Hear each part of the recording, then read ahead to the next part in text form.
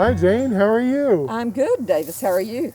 I'm doing great. Thank you so much for inviting us back to your backyard again. Well, I'm happy to have you. It's been a lot of fun. Such beautiful weather, and it's a great time to look around. And unfortunately, the birds are a little slow right now, but this would be a good time to talk about plants.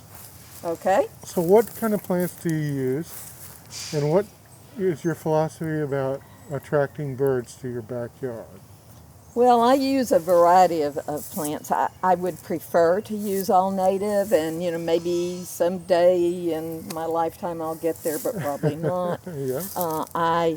In some cases, I'm limited to plants because of the low amount of light I get. I don't have a Yes. lot of sun here. You have a lot of canopy here. But essentially, I try to get plants that either provide some kind of food for various birds or shelter.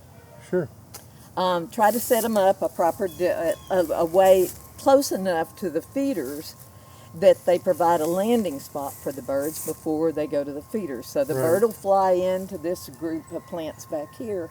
Cardinals, chickadees, Carolina wrens, even some warblers fly in here, and they'll watch around to see if there's any predators. And then from there, Then they go flip over to this feeder. to the Yes. feeder. That's great, and then they have the whole woods to escape to They do.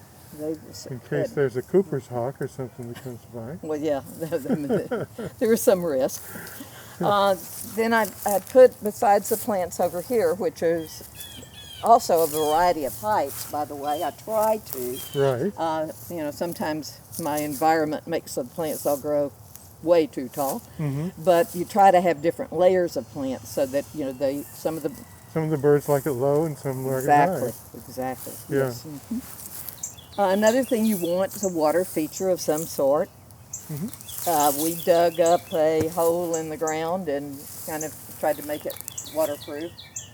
And it's not all that attractive, but it's very attractive when it's full of birds, and it's often full of birds. Yes. All of the birds, including our migrants, love to come down and bathe.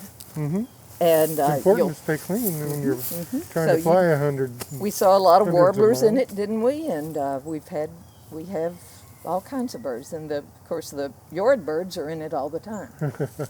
The thing about the water feature is you want to make sure that it's not too deep. Don't Right. build a fish pond No. to provide water for your birds. It needs to be just an inch or so. Just shallow Deep, so they can get a good And bath. with some kind of, notice we've got rocks in it. The birds will actually they seem to use them to hide, to have a little bit of privacy. Right. They're shower stalls. Yeah. Some of my trees are actually planted by the birds. This mulberry tree over here was a bird contribution. And in my yard, I'm lucky enough to where I've got room to let the plants kind of go where they want.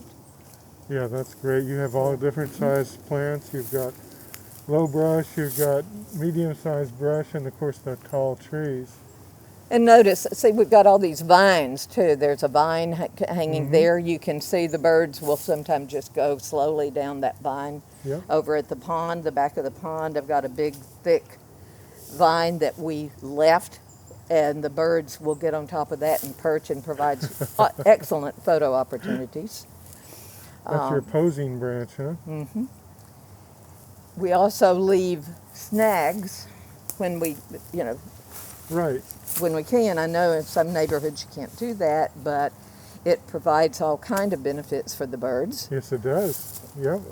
Snags are very important for habitat. They attract insects. They attract fungus and all that kind of things that are always helpful to the birds. And they give them a place to perch and watch for what's going on or just to rest. I have vines back on a tree in the front yard where during peak hummingbird season, they treat it like a hotel. There's dead vines all up and down the tree, and you've got hummingbirds perching all up and down the tree. That's great. Yeah. And if you have a big old tree that dies, you want to leave it around too, right? Yes, I have some Got a couple of them around here. They're And great for woodpeckers, and Mm-hmm. other species like to build nests in the woodpecker holes. So Yeah, and if you can have a kind of a pile of wood, yes, pile of brush is very good very too. great, especially wrens. Wrens are hilarious, and They are. yeah. They Gonna really move on. are.